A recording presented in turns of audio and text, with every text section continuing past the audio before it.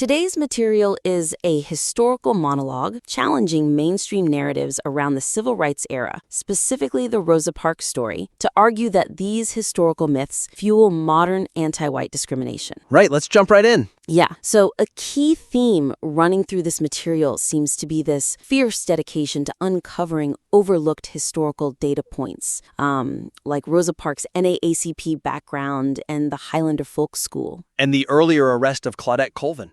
Yeah. Exactly. But, while the research is bold, our critique today is going to focus on refining the rhetorical delivery and the structural flow so these provocative arguments actually land with maximum impact. Because right now the formatting is kind of getting in its own way. Right. So let's start with how the piece handles critics, like Alex Griswold and Sohrab Ahmari. It feels a bit like a defense attorney who has a smoking gun document in their briefcase, but spends their closing argument making fun of the opposing counsel's haircut. Yeah, that's a great analogy. Doesn't that just distract the jury from the actual evidence? It really does. The persuasive power of the historical arguments is frequently undermined by an over-reliance on personal attacks against critics. Right, it kind of derails the whole thing. It's a huge weakness. I mean, spending significant time calling detractors dim-witted or fake intellectuals, or, mocking a YouTuber for recording in their parents' storage closet, it really detracts from the author's stated goal of uncovering objective historical truth. It just gives the audience a reason to dismiss the argument based on tone, right? Rather than actually engaging with the substance? Exactly. So our suggestion here is to elevate the discourse by focusing strictly on dismantling the critic's arguments rather than their characters.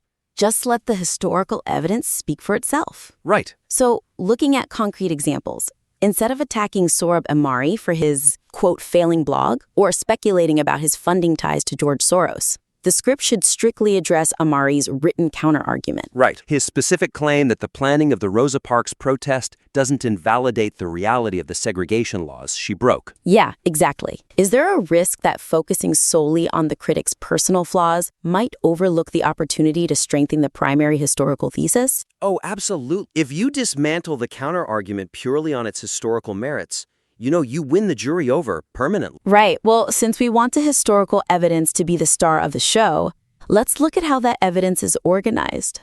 Yeah, the timeline is a bit messy right now. Let's look closely at the section discussing the historical timeline, specifically noting the rapid shifts from Rosa Parks to 1860s black slave owners, over to the Dahomey Kingdom, and then back to modern Texas.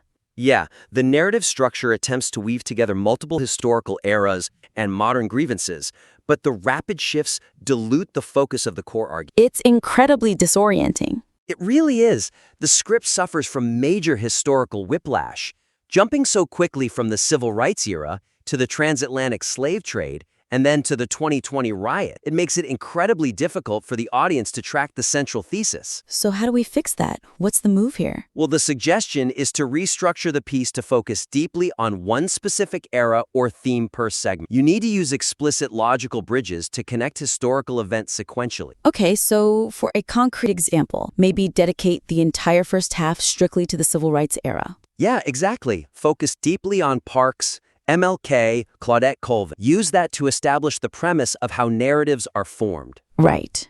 And then, rather than just dropping in random historical anomalies like the Dahomey Kingdom as a defensive reaction to some YouTube critic, you just save it. Right, save the transatlantic slavery discussion for a completely separate thematic section about, global historical complicity. That makes so much more sense.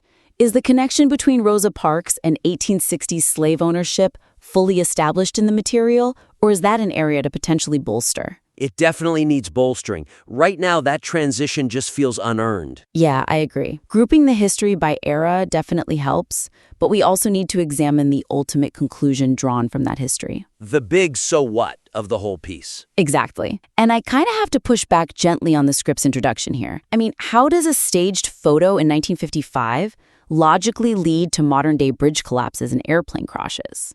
Yeah, it's a massive leap. The overarching thesis connecting civil rights history to modern societal and infrastructural decline requires a more robust, step-by-step logical foundation to be truly convincing. Right, because right now it feels like we're skipping a few chapters. We are. The weakness is that the author claims that simplified myths about Rosa Parks and MLK have directly led to mass opioid deaths, suicides, bridge collapses, airplane crashes, and violence in Rosedale, Texas. And the listener is just expected to take this massive causal leap entirely on faith? Which really strains credulity. So the suggestion here is to provide a concrete, step-by-step theoretical framework showing exactly how a simplified history lesson causes these specific, modern, infrastructural, and societal failures. Okay, so rather than just dropping a list of catastrophes like bridge collapses in the introduction, briefly trace the actual policy lineage. Exactly. For instance, map out how the romanticization of civil rights figures